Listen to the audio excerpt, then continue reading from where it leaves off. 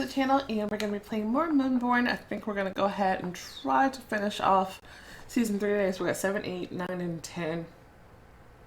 I think I might do back-to-back. That could be pretty fun. Let's get started. It says, Mia follows the prophecy. So we've been running around Europe, getting into some craziness. There's a lot going on. Let me put my phone on silent because I not want that going off. Okay, here we go. Make sure we got some ominous music going. Crank that up a little bit. All right. A trail of breadcrumbs. This box just sat down here for so many years, and I didn't even know that there was a secret to it. Yes, here there's a name of a street and a house number. Guerrera looked at the record. I don't know where this is. However, it should be easy to find out. There are also some other letters and numbers. Is it a cipher? Looks like it. We'll try to deal with it later. Mr. Gent, it's time for us to say goodbye. Yes, of course. Thank you for the manuscript. And thanks to you for Astrid. And I will send you a copy of the magazine with the article about your museum as soon as I have the time. Better come yourself.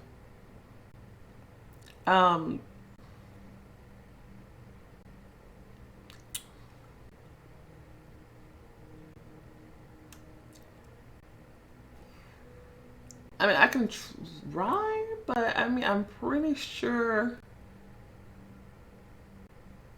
that I'm going to be indisposed, though. I'll try. I'll be glad. You have a very interesting museum. I love to come here again. Alright, we found a new clue. Now we have to follow the trail of crumbs like Hansel and Gretel. Or are we being led on? I need to go back to Amsterdam. We'll check the address from the box later. Dante nodded. We have nothing left to do here. Let's take our things from the hotel and leave immediately. Dante? Yes? Thanks for the help and sorry. For what? I pulled you into a dangerous situation. Mia, I'm not a child who can be pulled into trouble. That was my decision. Well, yeah, but I mean, he didn't know all the factors before we started because he didn't know I was on the run from Angel Mora or about the hunter. I could have told him before, but I didn't know what to trust him. Angel Mora, do you think he will find me? Princes have great means at their disposal. However, you are not alone, right? Which vampire can you rely on? On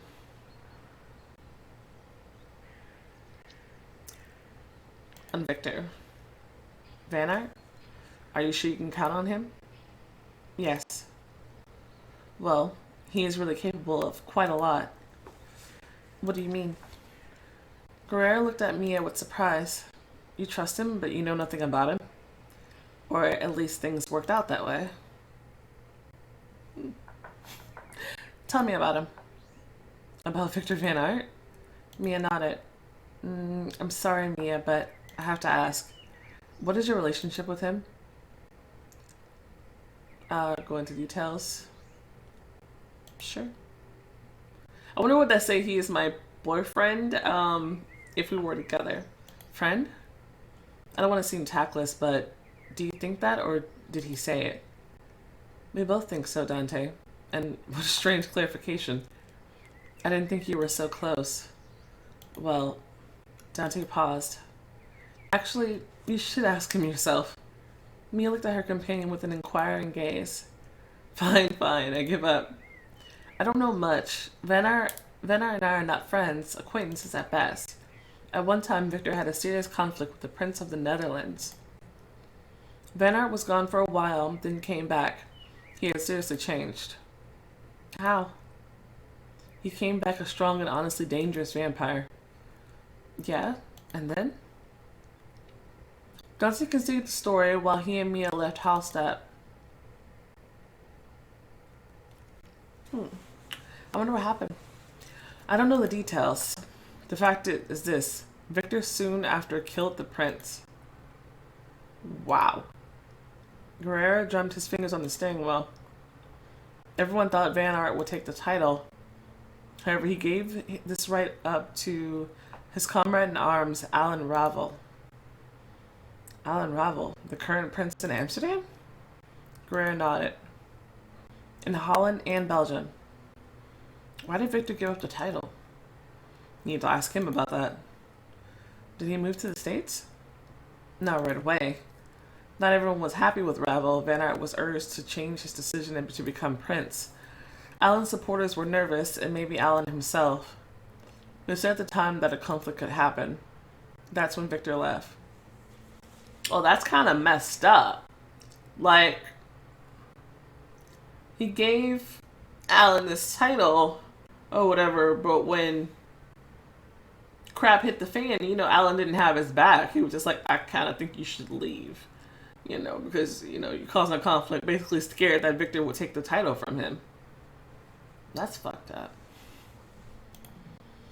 The situation's a bit blurry, really. On the one hand, Prince Ravel is almost friends with him. On the other hand, the appearance of Van Aert in the Old World would cause some nervousness in government circles. And it's not just Ravel. All European princes will be alarmed by his coming. I see. Mia felt that everything was not quite so simple as told in the story, but Dante didn't know anything else.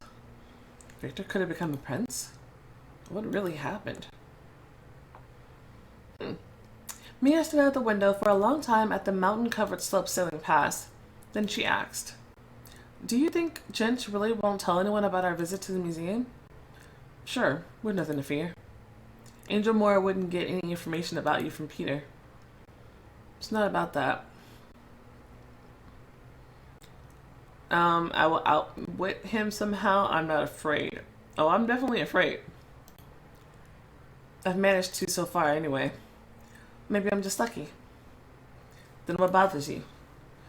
I don't want Victor to hear about my absence from Amsterdam from someone from outside. I'll tell him myself when. Mia didn't finish the thought. The road ahead was blocked by 2 cars. This must be, Edgar, is that his name? His plan? Guerrero stopped. I don't like it. 2 approached them. It was impossible to make out the strangers' faces because they were too far away, but Mia keenly felt that the danger. She whispered, Dante, go back. The vampire put the car in reverse. Someone shouted, It's them! Mia heard the roar of the engine coming from behind. Bam. A giant black SUV was pushing them towards the edge of the cliff. Oh no, I don't like this music, because when I hear this music, that means that there's time choices coming, and I don't remember them. Mia was shaken, dumbfounded. She watched the abyss rapidly approaching. Jump out to the right. She opened the door on her side, jumped out, rolling onto the asphalt, tearing up her skin. Ah, damn. Mia saw that Dante also had just managed to get out. The car skidded clear off the road and crashed into the gorge. Mia stood up shaking. A man was running towards her. No, not a man. A vampire. Guerrero couldn't help. He was also attacked. Deja vu. A road attack, only instead Dante is in Max's place. She didn't have a lot of time to think. The vampire stabbed at her, aiming at her heart.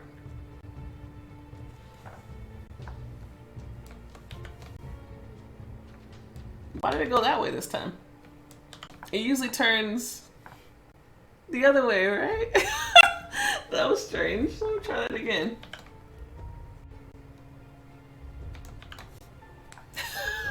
I'm sorry. At her heart stagger back. Mia bounced, but not far enough. Oh no. The blade pierced her chest. It did say stagger and not jump. Pain took over her entire body. The enemy twisted the knife, tearing the girl's heart and leaving no chance for her to survive. Vampire stabbed at her, aiming at her heart. Okay. I'm gonna go sideways then. The blade almost touched Mia's hand. The vampire leaned forward. The girl saw the look full of hate. Give me the knife. No. The attacker shook his head as if trying to shake the order out of his mind, but already he was opening his fingers, dropping the knife. It's either me or him. She picked up the weapon.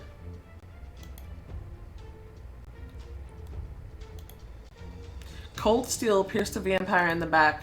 Mia noticed the movement out of the corner of her eye, instinctively jumped back, turning around. A new opponent charged at her.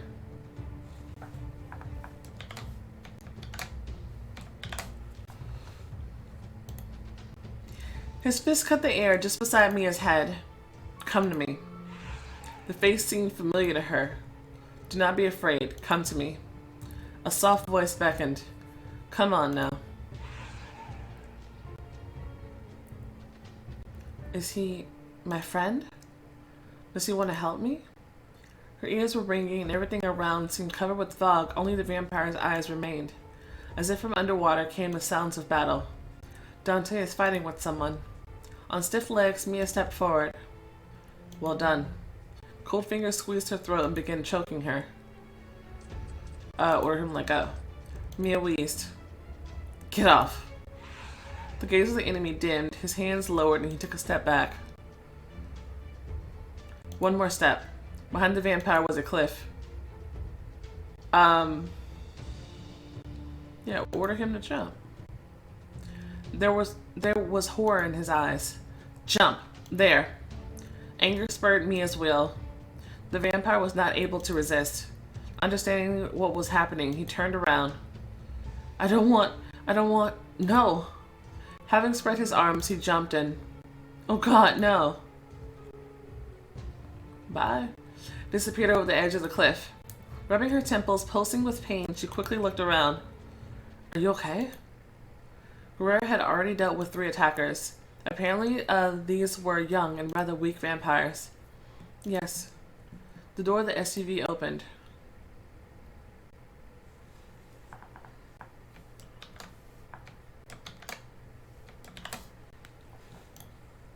His predatory movements and his eyes revealed that this was a truly dangerous opponent. The hunter? Not bad, not bad. He looked indifferently at the bodies lying around. I'm convinced once again, if you want something done right, you do it yourself. Are you the hunter? Your assumption flatters me, but no. Dante asked the next question with undisguised disgust in his voice. Mercenary, then? I get paid only for a girl. You may leave. Who pays you? Are you seriously expecting an answer to that? You're hilarious. He turned back to Guerrero, shrugged his shoulders, defiantly preparing for a battle. And what have you decided? Don't argue with me right now. The words were addressed to Mia. You have to leave, immediately.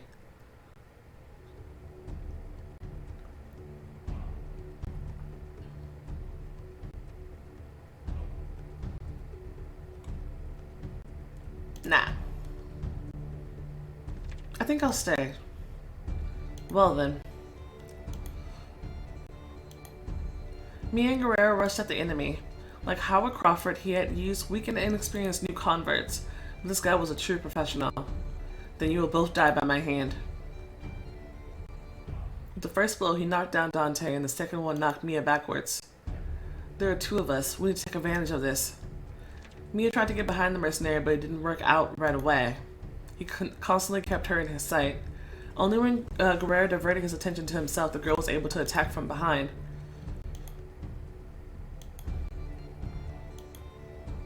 Mia's power of hypnosis was not strong enough to seriously resist the enemy, but Dante turned out to be a very strong vampire, and they managed. They coped. The glazed eyes of the enemy reflected Mia shivering after the battle. The wounds of Guerrero and Mia quickly healed, leaving only bloody stains on their clothing. Having looked at each other, they realized that they were thinking about the same thing. Had I run away, Dante would have died. No one mentioned the idea. It was too odd to discuss out loud, but there was no need. You risked your life because of me? Who are they? I mean, obviously he didn't know either. He asked the guy if he was the hunter. Guerrero nodded silently. He looked around. You should leave, Mia. What? And you? I need to finish them off, and then deal with this battle. There will be enough noise in the morning regarding our car being found at the base of the cliff. And then, will we meet again? I don't know, Mia. Hurry up. More vampires may be coming. Thank you, Dante.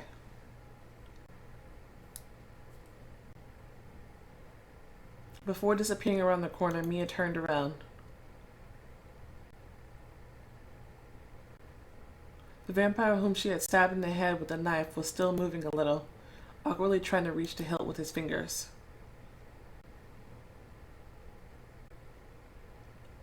What a nightmare. The scene was like a horror movie, creepy and every bit as unreal. Guerrero approached the vampire. Mia did not care to watch. Okay. In the morning, Mia reached a village with a difficult-to-pronounce name. She had her phone, documents, and some money. The rest of her things remained in the car at the bottom of the abyss.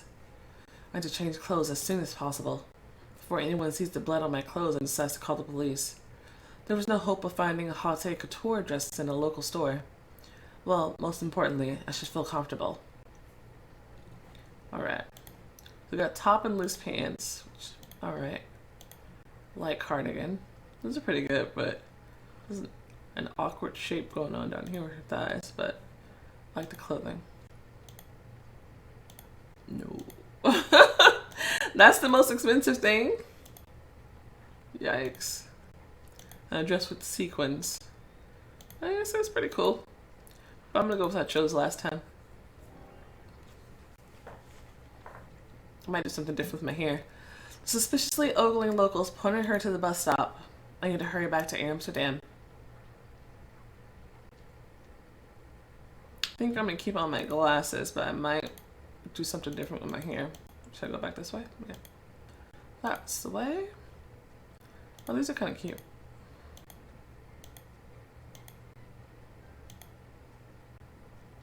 That's kind of fun. I just like that hairstyle. I really do. This is a little different. We'll go with these. Should I take the glasses off? Probably. This is something a little bit different. Maybe my amulet. Not that one. That one. Yeah. Alright, let's rock. I have to hurry back to Amsterdam. I hope Dante's doing okay. Well, at least he's alive, which he wouldn't have been had we run. She reached Amsterdam without incident. No one paid attention to Mia's long absence at the hotel. Dante got into a serious fight with other vampires. Because of me. If not for that, one could say that everything was going well. She hurried to her room. Wait, does she have the box? Mia looked outside the window. Low gray clouds again walked over the ancient city. Having climbed onto the bed, Mia hugged the plush wolf. What kind of weather do you like? And what are you doing, Ral? Are you dealing with a hunter or roaming the woods? Another gust of wind knocked on the glass with the first drops of rain. Mia closed her eyes, picturing the werewolf. Sly, funny eyes, warm and strong hands, so easily inflaming passion in her. She smiled. Do you think about me, Fall? The pack is unlikely to approve our relationship. The damn weather's got me depressed. Mia stood up, her hands on her hips, and looked around the room. Cheering up, she stretched. Well? Then she thought, what's right? Nothing is. It's a complete disaster. Nothing is clear about the prophecy, nor with Angel Moore, or even where to look for my own socks. But the last one is at least something I can fix. It might be good to organize my life and arrange things in the room a little. Take care of it later? Let's go down to business. I mean, what else do you do? This helped Mia to keep her mind from her other problems. Dante did not appear either that evening nor the next. Mia was very worried about him, but she decided that she needed to act without waiting for the vampire to return. She took out her phone, went online, and entered the address found in the box. The library in Bordeaux?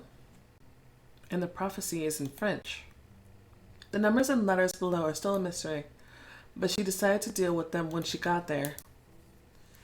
Okay, I guess we're on the move again. Oh wow, it's a nice library. In the morning, Mia was already in Bordeaux. After passing through customs at the airport, she took a taxi and arrived at the library, a stunning old building. I'm having a pretty extensive tour of Europe. If only I knew what I was looking for here. She looked at the cipher from the mysterious note again. B73, Full Metal Alchemist. I'm sorry. Am I supposed to take note of that? I never know if I should or not. I'm just like, meh. Okay, hold on. Let me write it down. B73 FMA. All right. What to do? I should talk to an employee? Or should I inspect the library first and make sense of it all without attracting too much attention? I guess we're talking to somebody. She approached one of the library staff. Hello, do you speak English? Yes, good day. Do you need help? I entered this sort of city scavenger hunt with my friends. Can you help me solve the riddle? What can these letters and numbers mean? The man looked at the note. There are 3 reading rooms here. Each is assigned a letter, A, B, and C. Assuming that they meant the second hall. That's 7. It may be the rack. They are numbered with Roman numerals. I don't know what 3 means. The number of a shelf? And what's on that shelf? Books of the French classics of the 18th century. But I don't remember anyone with the initials FMA. Although, wait. Well, yes, of course. Voltaire's real name is Francois Marie Arouet. Should I write that down? Voltaire? What's Voltaire? I don't know. I'm nervous. I don't think you have to remember any of this. I don't remember. I'm not sure. Not really in the mood to replay. Okay. Thank you so much. The girl hurried to the desired rack, and here are Voltaire's books. So what's next? Mia carefully studied the spines of the volumes, leafed through the books.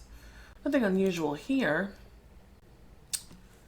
Knock on the rack, inspect the shelf and the rack unit. Look under the rack unit.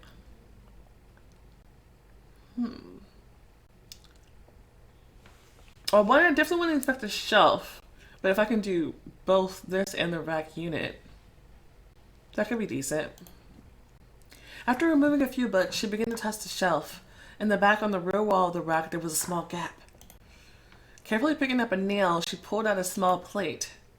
There's a safe behind it. Inside was a piece of paper with a printed phone number on one side and the number 42 on the other. Once again, don't know if we need this, but I'm just going to take it down. Well, another breadcrumb. In order not to disturb anyone, Mia went to the far corner of the hall and then took out her phone. At the other end, there was a short answering signal, and then a female voice said, "Please enter your desired extension number." I need to enter 4 and then 2. I knew we were going to have to write something down.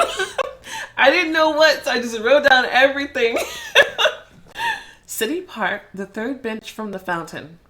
Oh, I might have to start this too. 3rd bench. Fountain.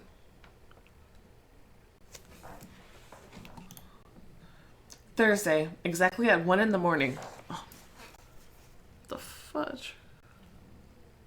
1 a.m. Then there was just beeping sounds. I'm lucky today is Tuesday. Just 2 days to wait. Enough time to get some sleep and eat a few croissants. Okay. Doing pretty good. Our skill is looking pretty good. So let's keep going. Mia has a new friend. Okay. I can use a new friend. We just lost Dante.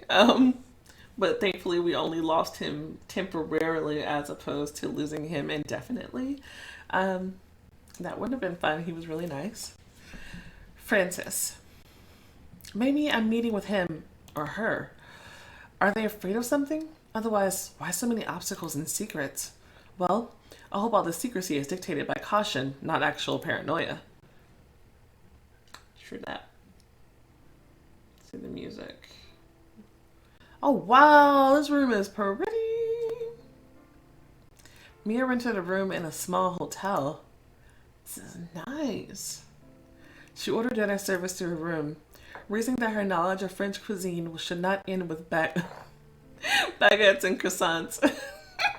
No, probably not. I didn't really like. I tried a lot of stuff when I went to Paris. I didn't really like a lot of the cuisine though. I don't know. It was a bit strange. Not like strange, just like I don't know. I had a bad time. Look, she chose a dish with the mysterious name of galantine. Galantine. For dessert, let me take the basic but definitely edible pancakes. When the table was set, the girl gently smelled the food. It smells good, anyway. One of the country's gastronomic classics showed up under the lid on the plate. It was either a roll or a thickly sliced pate that lay of the plate surrounded by greens. Are those olives? Oh no, I don't like olives. The dish did not make a vivid impression on Mia. Interesting, original, with eggs and spices, some kind of aspic. Yummy. What about their pancakes? A small piece of toasted dough went into her mouth. Judging by the thickness, these are not pancakes but fritters, and they taste weird. Max made them thin and airy.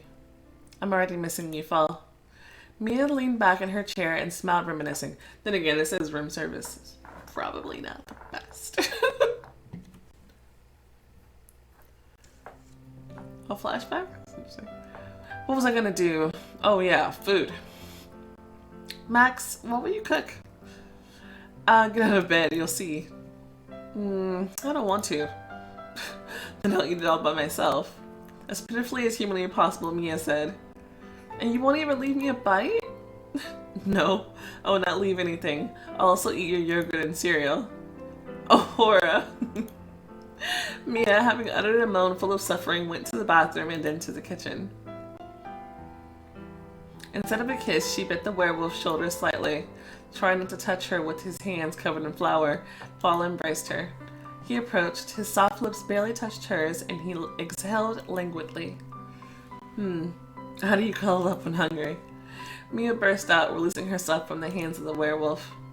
I'm actually the same, but you have another hunger. Sly sparkles flashed in Max's eyes. What kind of hunger?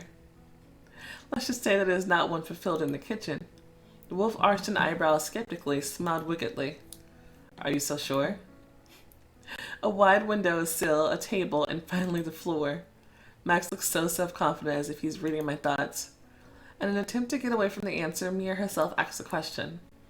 All the same, what are you cooking? The playfulness and desire did not leave the werewolf's eyes. They hid for a while to return even stronger later. It's a nice kitchen. Max went to the sink, rinsed his hands, and washed his face. I decided to make pancakes. Will you help me? I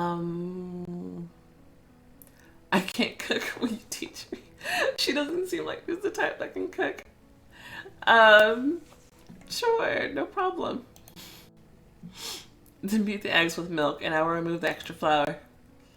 Who taught you to cook? My father did a long time ago. Then I picked up some things here and there. What was the first dish you made? Porridge. What? Made out of dumplings. Casually chatting, Mia and Max quickly handle all the cooking.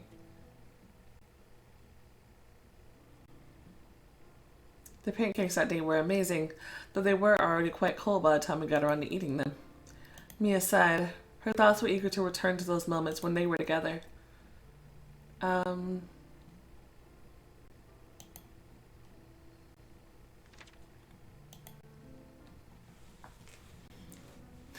So it's like somehow something that already happened, your choice to think about, indulge in the memories, inflects your relationship. I guess, I don't know. Well, I guess it makes her miss him more, and then so she's more into the relationship. I don't know. I always think about this from the perspective of it changes your relationship with the other person, like from their perspective. But you gotta think about she's also part of the relationship too, so it can also change from her perspective of the relationship as well. True. There's no jam, but if you want, there is cinnamon, powdered sugar, or honey. I'll go with... Cinnamon can be strong on its own. You have to be careful with that. I want too sugary. I love honey. The werewolf took a glass jar from the cabinet with the B logo on it. A thin stream began to pour into the culinary masterpiece. Mia could not resist and put her fingers under the sheer sweetness. She licked it. The wolf squinted slyly. Open your mouth. Why? The werewolf's voice had become quieter, more gentle. Because I'm asking you to.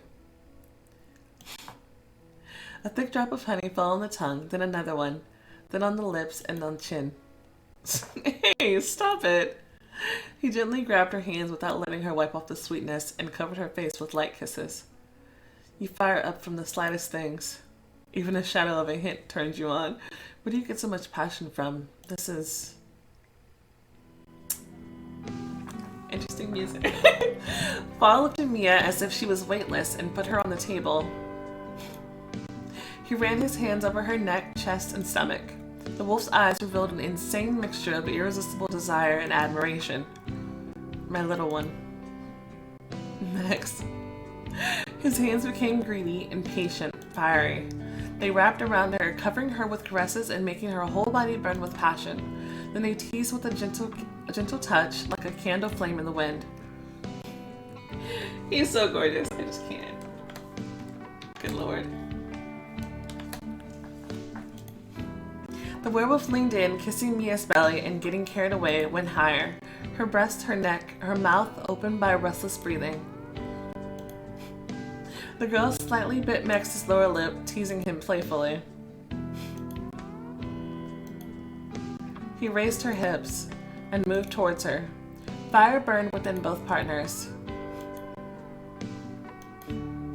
Mia felt how Max's movements were losing their smoothness, becoming sharper. How tense his hands got and how hard he tried to remain gentle in his gust of passion. The girl clung to Fall, giving all the warmth she had to offer. The motion, the disarming frankness of their bodies, an unavoidable culmination. A loud moan, a quiet whimper, a pulsing shiver. I was hot. And there's honey on the floor! I didn't notice that before. Honey's going on the floor. Jeez. The girl, sharply distracted from her memories, asked, "Who is it? Room service? Can I take the plates?" Cursing the hotel's rules, Mia got up to open the door. "You couldn't have come at some other time? Morning, perhaps? You ruined my mood." She probably wanted to masturbate, but... All Wednesday, Mia walked through Bordeaux. The ancient architecture of the city strangely echoed the modern buildings of glass and concrete. It looks wild enough, but it has its own charm. Groups of noisy tourists were everywhere. She had some ice cream and watched the performance of tired mimes entertain the crowd. She went shopping. Bright shawl, a naughty cap, a Provence hat. It is so weird. It takes away her hair and makes her look bald with these hats on. It's strange. Dreamer hat. Or this light shawl. I went with the shawl because I think it's the prettiest. Right? Like I'm wearing a wrap today. It's not a colorful one. It's just black. But I would want to go with that if I owned it. I think it's cute.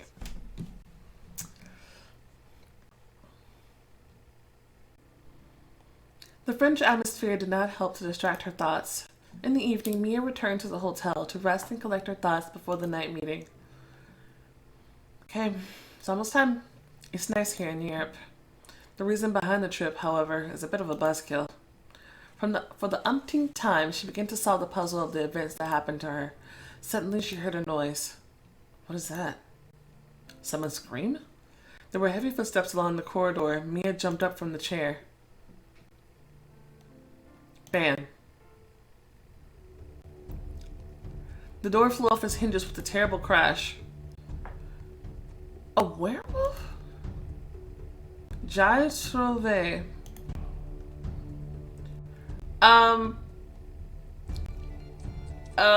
Hey, let's talk. Is he okay? The werewolf did not answer and charged right at Mia. Not having time to put her thoughts into a clear order, she attacked with hypnosis. For the first time, this was not used as a command for action. It was a powerful mental blow, turning upside down the mind of the enemy, confusing his thoughts, tearing the world apart with a white veil of pain. Whoa. The wolf whined and swayed. He slowly sank to the floor. There was a strange emptiness in Mia's head. However, there was no time to listen to herself. Surely he's not here alone. Surely he's not alone here. Mia jumped over the werewolf. She picked up her bag and phone and rushed into the corridor. Someone was already waiting for her in the doorway. My gosh. We're just being attacked left, right, and central here. We came to Europe to be safe. To be fair, the only reason we're being attacked is because we decided to leave the hotel and we were spotted by Angel Mora. Had we not, we would not be getting attacked right now. So it's really all of our fault. So I can't really blame anybody. Leaving so soon. She backed up, seriously considering jumping out of the window. But the first werewolf was somehow getting to his feet.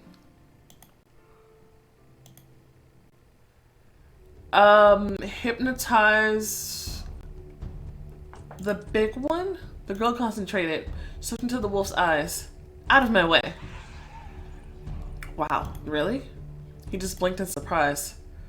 I cannot suppress his will. The werewolf grinned. Not bad. But you can't run away from me. She was grabbed by the two pairs of paws, pushed into a corner of the room. What do you want? We already got it. We caught you. Hypnosis? Who is she? Where does her gift come from? I'm interested too. I'm a friend of the werewolves. Really? I don't know you. They know me in the States. The Falls Pack, for example. Ah, is this that same girl Samantha was talking about, remember? Yeah, damn. Looks like the order failed and we won't get the money. We can't hand her over to the vampires? No, that'd be really bad. Hey, what's going on? My name is Thibaut, and this is my brother, Jerome. Do you know that someone named Angel Mora is paying good money for you? What? But you're werewolves. And you're helping the vampire prince? No, we're just trying to earn a living. But we will let you go. I'm glad my werewolf reputation is up. Wow. Dang. Do not tell Samantha about any of this. Let's not order them around. Just ask them how did I know? How do they know? The wolf grinned, showing his fangs. By accident. We were just lucky. Do not be afraid. Nobody knows about you except us. Just explain who you are. If I tell you, I'll have to kill you. Not funny. I know. I almost never joke. Better forget about me. If you don't want to start a war with Angel Mora himself. To hell with you. The less we know, the better. We are in France. Incognito ladies are not an unusual occurrence for us. We're leaving. The receptionist is out cold. He will come to his senses and will certainly call the police. You will be questioned. Yeah, because you destroyed my room.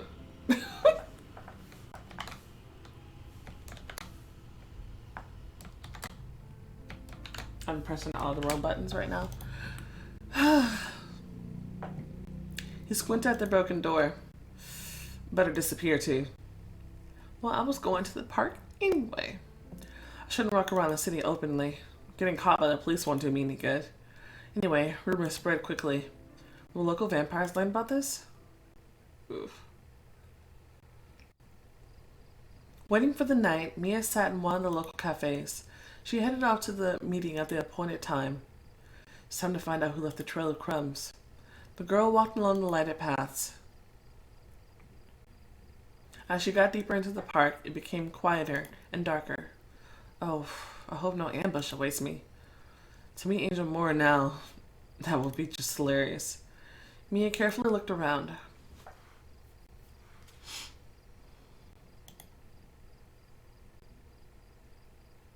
No one. She looked at the screen of her phone. 12:46 a.m. Let's wait. Okay, I'll wait. She walked back and forth. Someone very punctual appeared exactly at 1 o'clock. She sighed. Time dragged on. Mia was getting nervous. Unexpectedly, someone called her. Starting, Mia again took out her phone. The call interrupted just as suddenly. A stranger appeared from the darkness. What is your name?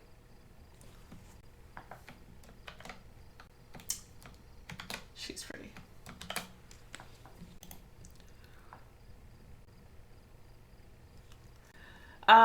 Let's just say first introduce yourself, but I mean, I'm the one here. I'm the one who needs the answers here. I called the number I found in the library. Okay, let's get acquainted. I'm Francis. You're a vampire. And you're not. Francis, please explain what's going on. Yes, the first thing you need to know is that I am not your enemy. Looking around, she suggested, shall we talk here? And we'll see what we do later. Mia nodded. Frankly, I'm surprised that you are not a vampire. So, where should I begin? As usual, at the beginning. In the beginning, God created heaven and earth. The earth was invisible and empty. The vampire looked at Mia's focused face and smiled. I'm sorry, I'm a little nervous too, so I try to somehow diffuse the situation with humor. She briefly and rhythmically tapped her palms on her thighs, obviously trying to bring her thoughts in order. Then she spoke. He who turned me on his deathbed left me 4 boxes. He asked to send them to different addresses, and help the one that will ever be interested in them. Is that right? This vampire was waiting for me to show interest? He knew that I would seek information?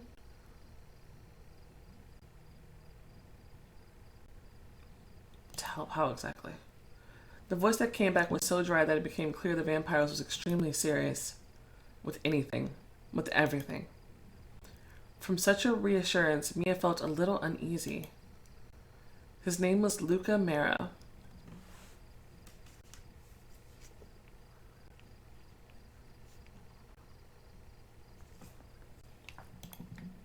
Both girls were silent. Somewhere in the distance, a siren from a passing by a car disturbed the silence of the night park. So, you hit the address of the library and the cipher inside the box. Yes. And did you know the content of the boxes? They were ancient documents. I did not read them. When did this happen? 20 years ago. Sorry, you said on his deathbed? How did that happen? Francis' eyes became harsh, violent.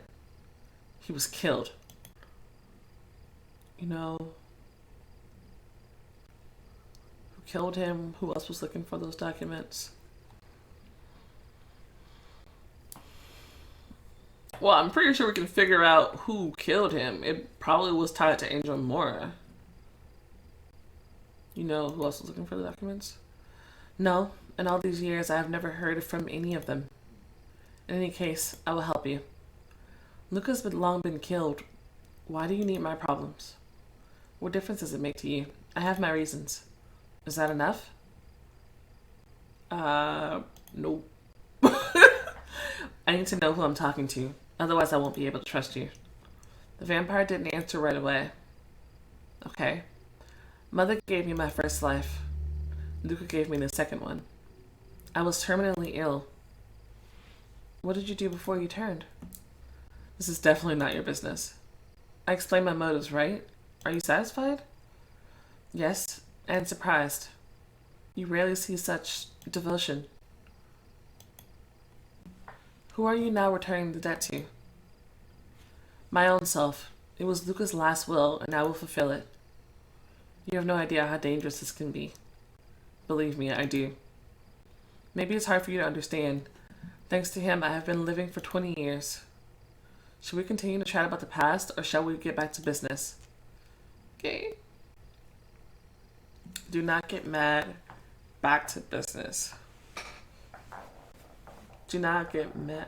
I can't decide which one is diplomacy.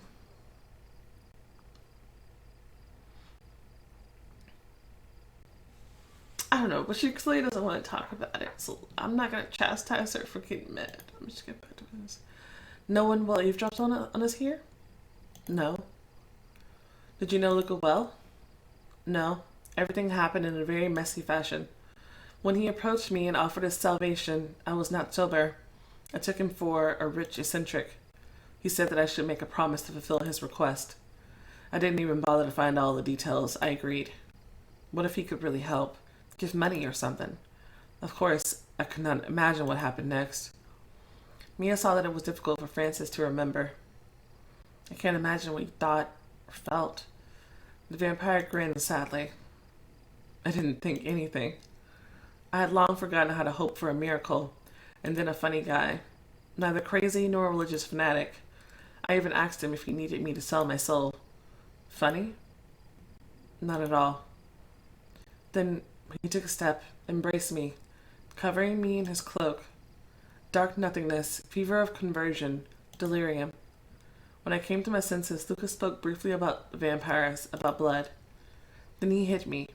He knew that they would come for him. But did Lucas say anything? I was like a doll then, an empty mannequin without emotion. It happens when you turn. And when I began to perceive the world normally, there was no one to ask. Try to remember. I don't know. No. Only... He told me to fear the princess and to shun strong vampires. Luca assumed that that whoever would search for these documents, you would try to stay hidden. That's why I left hints, secret messages, so that no one comes into contact with me by chance. Well, Francis, besides the Peter Jones Museum, where did you send the rest of the boxes? I have a question too. As I said, I will help, but answer this first. Why do you need them? What do you know? Mia sighed. Can I trust her? I don't know anything about this Francis at all, but she's the only clue.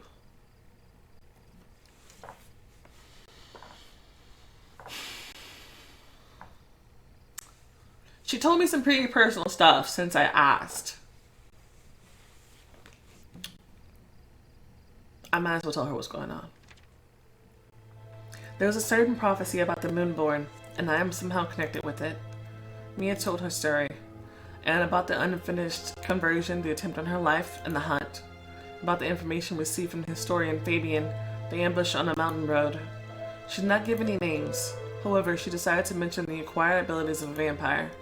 Francis listened carefully, having corrected her only one time. Not abilities, but gifts. Why? That's what Luca called them. I guess they used to say that before. Here it is written in the manuscript. The night will bestow her strength. The day will cure her of weakness. So you want to see what's in the other boxes? Yes. If they contain the same or similar documents, I need to compare the text. You think Prince Moore, who was looking for you, tried to destroy the information about the prophecy? I have no evidence of it, but yes. Then he may have killed Luca too. Not with his own hands. He is old and respected. Why should he dirty himself? What will you do if Moore finds you?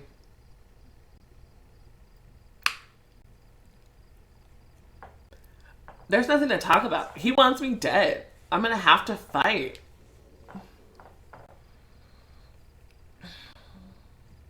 This is diplomacy versus fortitude choice. But it's naive to say fight. But, I mean, I'm literally going to have to. There's no talking to this man. I won't let him get me. I can't just give up. He would kill me on the spot. The vampire nodded. Like he did to Luca and the historian you talked about. Francis, do you remember the other recipients? Of course. One of them is here in Bordeaux. A fresh breeze made Mia shiver. Drawing attention to this, Francis said, "Come on." The girls hurriedly moved towards the park exit. And one more thing. Are you aware of the existence of werewolves? Yes. I even have friends among them. I don't know if I want to go in detail about that yet. I'm just going to tell them that two of them attacked me today. The vampire was waiting for explanations at the hotel. They wanted to get money for my capture. And? As you can see, it didn't work out. You're full of surprises, Mr. Baggins. Oh my god! I love her already! Oh my gosh. You totally got me. You totally got me. Okay, I like her. You're an interesting person, Mia. Amazing, even. That I am. Just wait for it. I will definitely shock you down the road. Where are we going now? To my place. Then to funeral services. 20 years ago, I sent a box there. Okay, well, at least we have a major clue here. Because she knows where all the clues are. We just need to retrieve them. It may not be that simple, but yeah, at least well, now we have a very big lead in our search. Francis was not very sociable. Though Mia did not sleep, they didn't talk until the morning. I try to avoid the sun.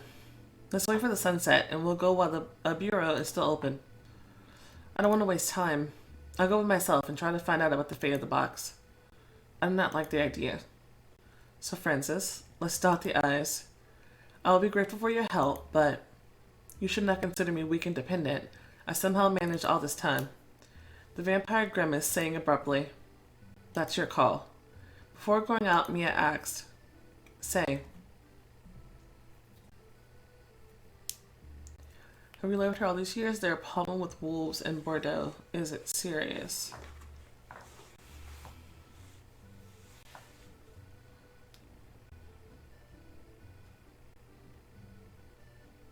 I like this little music though. Can you hear it? Let me turn it up.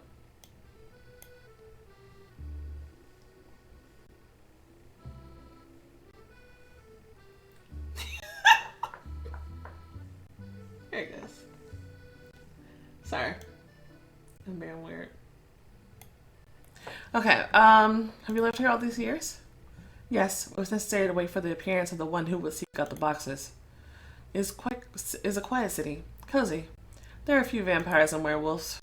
I left clues on how to find me. Prepared for an answering machine, the additional extension number was to screen out random calls. If I got tired, I would have moved. But you appeared before that happened. Okay, it's time. What should I ask? Unlike the museum, Luca ordered his name to be indicated on the packet sent to the funeral bureau. Okay. Mia got to the funeral services by taxi. An echoing silence greeted the girl inside the old Gothic building. Hey, is anyone here? The voice of the person who appeared matched the place. It was mournful and gloomy. Hello. Good morning. I need your help. My condolences. I'm listening. Maybe my question will seem strange. Cremation. What? Oh, no. I'm here for a completely different reason. I'm looking for those who have been working here for a long time. A long time? I'm afraid this is a problem. Monsieur Andre Dumas died the spring before last. We made him such a wonderful tombstone. We have a very high quality, and the prices are really quite reasonable.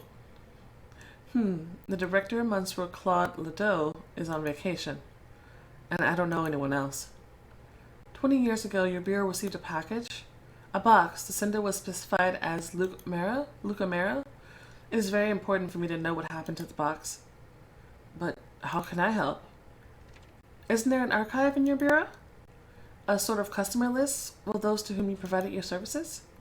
Of course there is. The company was founded by the great-grandfather of our director. Well, great. Can you imagine how many papers are there? Nobody needs such old records. Then what is the point of keeping them? What is the point of keeping them if you won't use them? You might as well get rid of it. Why are you speaking so proudly about it and then you're like, nope, they're kept in complete disarray? I'll help. We'll sort the documents together. I beg you. It's a matter of life and death. Death? Oh, okay. Follow me.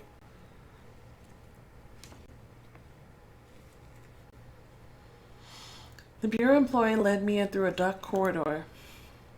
You can really help me out if I find the right papers. Remind me of the name of the sender? Okay. Mia returned to Francis' apartment in the evening. Did you get anything? Yes. True, I had to get dirty and archival dust to help search through the records. Luca Mero, shortly before his death, bought a plot at the cemetery. This funeral home made him a crypt. Strange. Here, see for yourself.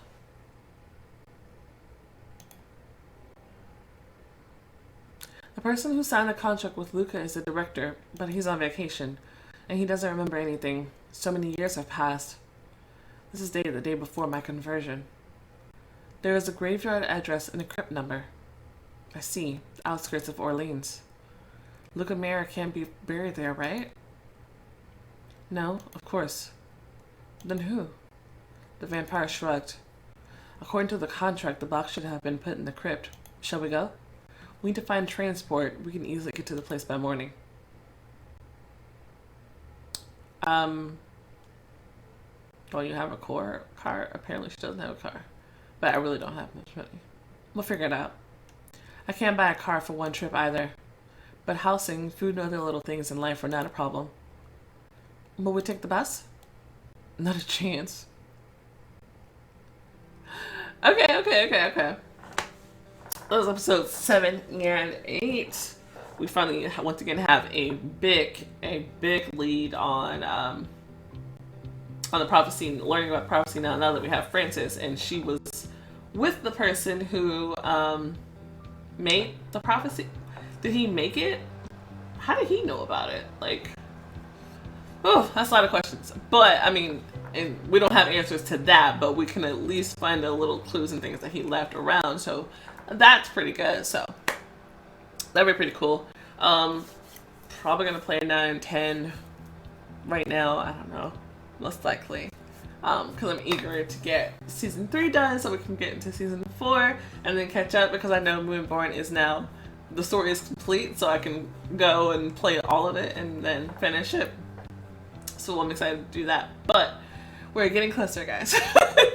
We're nearly there. But anyways, thank you guys so much for watching. If you enjoyed the video, go ahead and show it some love and subscribe if you want to see more content like this, and I will see you next time. Bye!